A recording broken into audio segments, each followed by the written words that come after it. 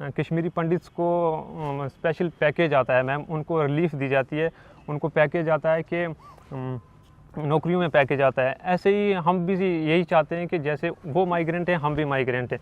उनको थ्रेट्स मिले थे, वो कश्मीर से भाग के जम्मू आए हैं और हमारी किलिंग्स हुई हैं। हम भी चाहते हैं जैसे उनको स्पेशल पैकेज दिया जाता है नौकरियों में, हमें भी वैसे ही ट्रीट किया जाए। हमें भी स्पेशल एक ऐसी रिक्रूटमेंट पॉलिसी बनाई जानी चाहिए माइग्रेंट्स के लिए, जैसे उनको दी जाती हैं ऐसे हमें भी ट्रीट किया जाए। उनको रिलीफ्स मिलती हैं, हमें वो भी नहीं मिलती हैं। हम पिछले 15 साल से सफ़र कर रहे हैं मैम। आतंकवादियों ने जिन लोगों के परिवार से उनके परिजनों को छीना है, आज वो लोग किस तरीके से अपनी ज़िंदगी जी रहे हैं। राजौरी के बुद्धल इलाके से मेरे साथ दीपक हैं।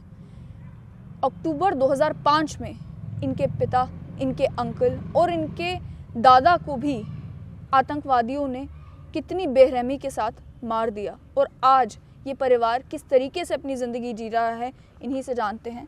तो दीपक, आपसे जानना चाहूँगी कि वो 9 अक्टूबर 2005 को, तब आपकी उम्र कितनी थी? मैम तब मेरी उम्र 7 साल थी, हम बहुत छोटे थे।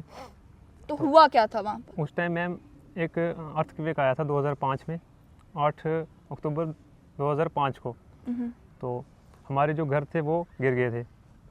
तो दूसरे दिन जो 9 अक्टूबर का दिन था, शाम को हम बाहर थे, हमारे घर गिर गए हुए थे। तो कुछ 4 आतंकवादी आए हमारे घर पे।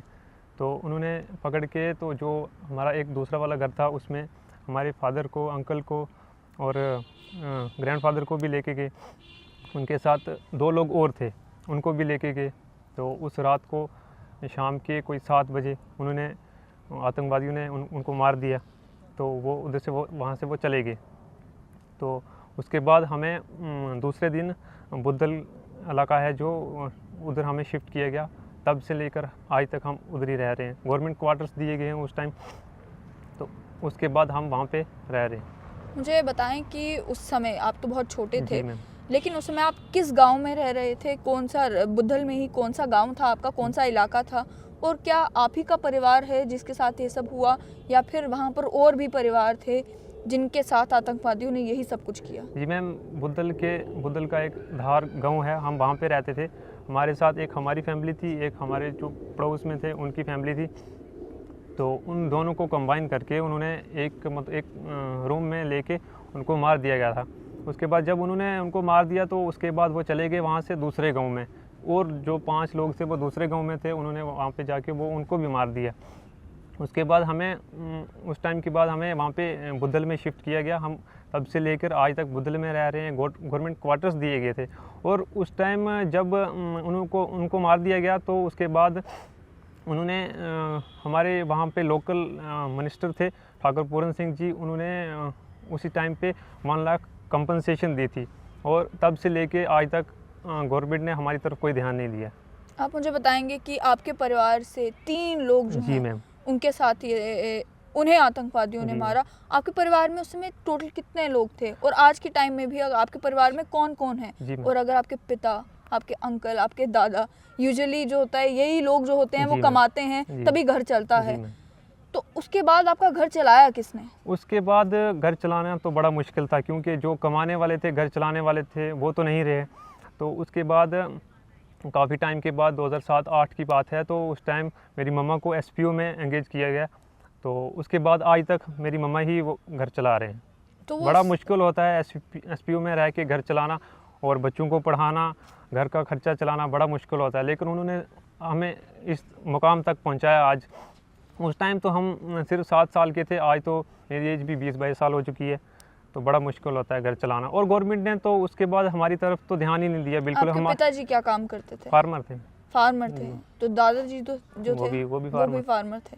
तो उसके बाद जो आपकी माता जी को वो नौकरी मिली, क्या वो सरकार की तरफ से मिली, या उन्होंने खुद जो है वो अप्लाई करके उन्हें वो? नहीं, वो तो सरकार की तरफ से दी गई थी, बस उन्हें SPO भर्ती किया गया, उन्हीं की वजह से जो है घर चल रहा है। इस समय आप 22 साल के हो चुके हैं, आप कुछ काम कर रहे हैं या अभी आप पढ़ाई कर रहे हैं? मैं तो अभी पढ़ाई कर रहा हूँ।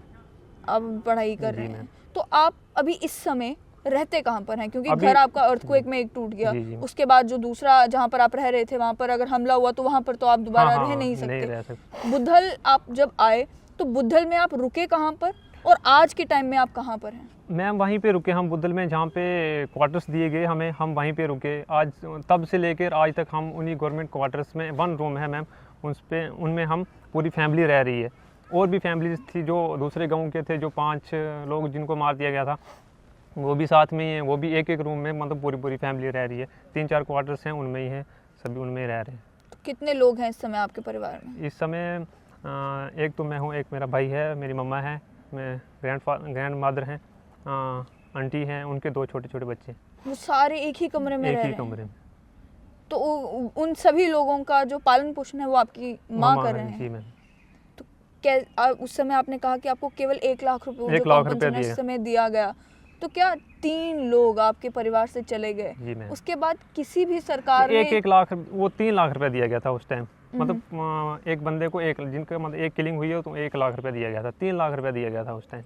उसके बाद और कोई कंपनसेशन नहीं आपको नहीं दिया गया? आपके पिताजी के चले जाने के बाद, दादाजी के चले जाने के बाद जिंदगी कितनी मुश्किल रही है? बहुत ज़्यादा मुश्किल होती है, क्योंकि जो सर पे साया होता है वो अगर चला जाए तो ज़िंदगी गुजारना बहुत मुश्किल हो जाता है। तो आपके साथ जितने परिवार रह रहे हैं, आपने तो ये कितनी कहानियाँ भी उनसे भी सुनी होंगी, वो उस समय के बारे में आपसे जानना चाहूँगी कि वो समय कितना दर्दनाक था और वो समय कितना डरावना था आपके लिए, क्योंकि आप 7 साल के थे उस समय, कि आपको नहीं, आप तो अपने मतलब गांव में रह रहे हैं, जैसे आम बच्चे खेल रहे हैं, आपको नहीं मालूम था कि एक दिन ये सब कुछ हो जाएगा। जब आपको मालूम चला कि ये सब कुछ मेरे साथ हो गया है, उस समय क्या आया आपके दिमाग में? मैम उस समय तो हम बहुत छोटे थे, इतना पता भी नहीं था, क्योंकि हम पहले गांव में रह रहे थे, तो अचानक से ये हो गया। तो उसके बाद हमें बुद्धल में आना पड़ा। तो हम बुद्धल में आए, इतना छोटी उम्र थी उस टाइम, इतना पता नहीं था कि क्या हुआ क्या नहीं हुआ, लेकिन जैसे जैसे वक्त गुजरता गया तो समझ आती गई कि ज़िंदगी कैसे गुजारनी है, क्या करना है क्या नहीं करना ज़िंदगी में। उसके बाद तो बड़ा मुश्किल होता है।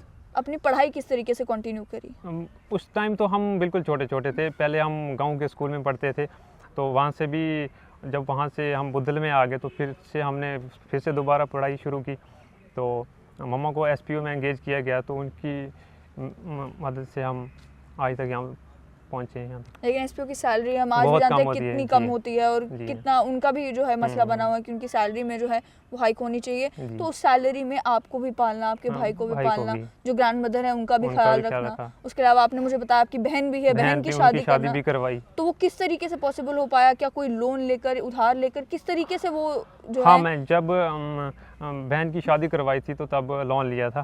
तो उस टाइम तो सैलरी 3000 थी, लेकिन आज फिर भी भगवान का शुक्र है कि 15-16 हज़ार सैलरी है, तो वो लोन वहाँ से मतलब हो रहा है, तो बड़ा मुश्किल होता है ज़िंदगी गुजारना। तो आज के टाइम में आपसे समझना चाहूँगी कि अब आपकी सरकार से क्या उम्मीदें हैं, कि क्या आपके परिवार के लिए उन्हें अब करना चाहिए? देखो मैम, सरकार से तो हमें पूरी उम्मीद है, क्योंकि जैसे स्पेशल पैकेज आता है मैम, उनको रिलीफ दी जाती है, उनको पैकेज आता है कि नौकरियों में पैकेज आता है। ऐसे ही हम भी यही चाहते हैं कि जैसे वो माइग्रेंट हैं, हम भी माइग्रेंट हैं। उनको थ्रेट्स मिले थे, वो कश्मीर से भाग के जम्मू आए हैं और हमारी किलिंग्स हुई हैं। हम भी चाहते हैं जैसे उनको स्पेशल पैकेज दिया जाता है नौकरियों में, हमें भी वैसे ही ट्रीट किया जाए। हमें भी स्पेशल एक ऐसी रिक्रूटमेंट पॉलिसी बनाई जानी चाहिए माइग्रेंट्स के लिए, जैसे उनको दी जाती हैं ऐसे हमें भी ट्रीट किया जाए। उनको रिलीफ्स मिलती हैं, हमें वो भी नहीं मिलती हैं। हम पिछले 15 साल से सफ़र कर रहे हैं मैम। 15 साल से सफ़र कर रहे हैं। साथ ही मैं आपसे जानना चाहूँगी कि माइग्रेंट का जो स्टेटस है, क्या उसके लिए भी आपने कोशिश की कि उसके लिए अप्लाई किया जाए या कोर्ट में जाया जाए, ताकि आपको भी जो माइग्रेंट का स्टेटस कम से कम मिले? हाँ मैम, यही तो बात है कि पिछले 15 साल से अभी तक हमें माइग्रेंट भी घोषित नहीं किया गया है। हम इसके लिए कोर्ट में गए और कोर्ट से हमें ऑर्डर दिया गया कि कोर्ट से तो हमारे फेवर में ऑर्डर आया है, लेकिन अब जो कमिश्नर, रिहेबिलिटेशन कमिश्नर है, उनके पास हमने जाना है। तो हमने अपनी मांग पूरी करना, उनसे हमने दर्जा लेना है, माइग्रेंट का दर्जा लेना है। तो पिछले साल कोर्ट का ऑर्डर आ गया था, लेकिन तब से लेकर आज तक भी हमें माइग्रेंट का दर्जा नहीं दिया गया। दीपक, अफसोस होता है 2005 में ये इंसिडेंट हुआ, 2005 से लेकर आज 2021 हो चुका है।